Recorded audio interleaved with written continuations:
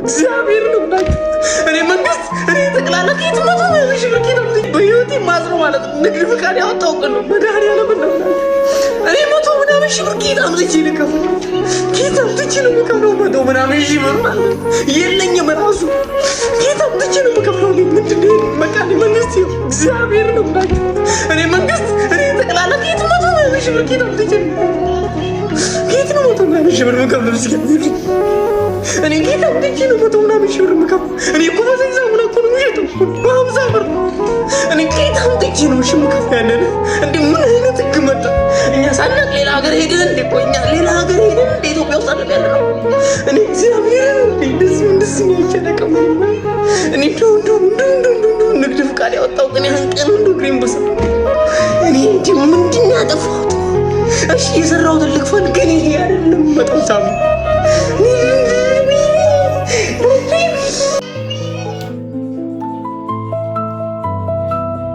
እንግዲህ ቤተሰብ የህግ ባለሙያዎች ምናልባት ትኖራላችሁ። ይሄ ነገር ግን እንዴት ነው? አንዳንዴ የግብር ከፋዮች አለ ደረጃ አላቸው። አሁን ይመስለኛል እኔ የሆነ ነገሮችን በጣም እንዳይሰሩ ምናምን የሆነ ህጉ የተዛባ ይመስለኛል። እኔ የማውቀው ሀሌታ ሀ ግብር ከፋይ አለ፣ ለአመርሃ ግብር ከፋይ አለ ምናምን እንደዚህ በደረጃ ግብር ከፋዮች አሉ። ምናልባት እነዚህ ሙሉ ጠንቅቄን ያላቅም ግን እንግዲህ እዚህ ጋር የህግ ባለሙያዎችም ካላችሁ እንደገና ደግሞ የግብር እንትኖች ባለሙያዎች ደግሞ ካላችሁ በደንብ በኮመንት ብታስታውቁኝና በደንብ እንትን ብትሉ ደስ ይለኛል። አለያ ግን ይሄ ነገር ከህጉ ወጥቶ ነው ይህ ልጅ ምንድን ነው 100 ሺህ ብር አይቻል አቅም እኮ ነው የሚለው ምንድን ነው ስራ እንዲሰራ አይፈለግም። ባይዘው ግብር እኮ በጣም ከእንትን ካለ እነዚህ ልጅ አሁን ይህ ሰውዬውን መጥፋት ይችላል። ምናልባትም አሁን ብዙዎቹ ደግሞ ስራቸውን ሊያቆሙ ነው ማለት ነው። ስራ ቆመ ማለት ደግሞ አገር ችግር ውስጥ ልገባ ነው ቤተሰብ።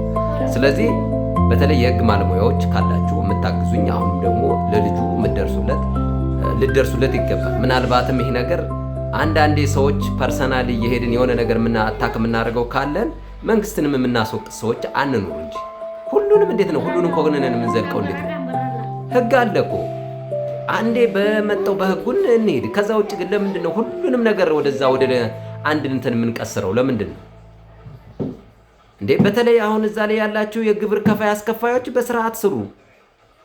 እውነቴን ነው። በእንደዚህ አይነት ነገር ፐርሰናል ጠብ ከሆነ ፐርሰናል የሆነ ነገር ከሆነ ፐርሰናል ሌላ ነው፣ ሌላ ጉዳይ ነው።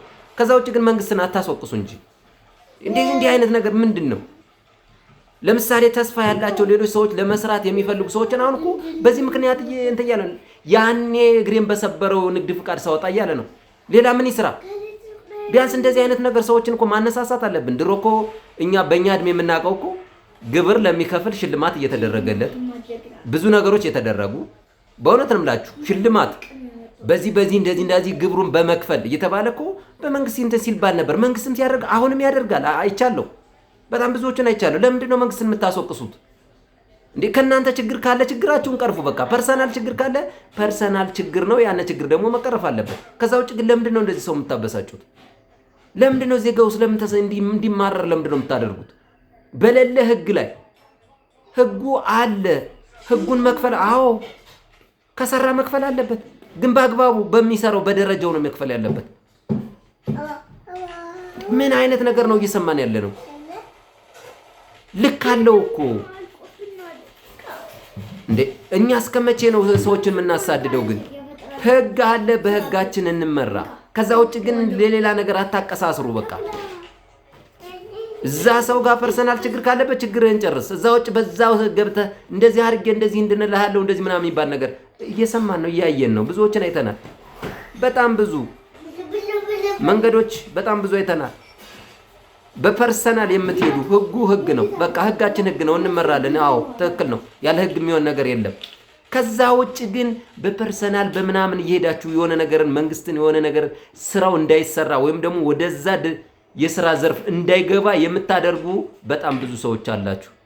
ከድርጊታችሁ ታቀቡ። በእውነት በደንብ አድርጋችሁ ታቀቡ። ይሄ ነገር እናንተ ላይ ይደርሳል።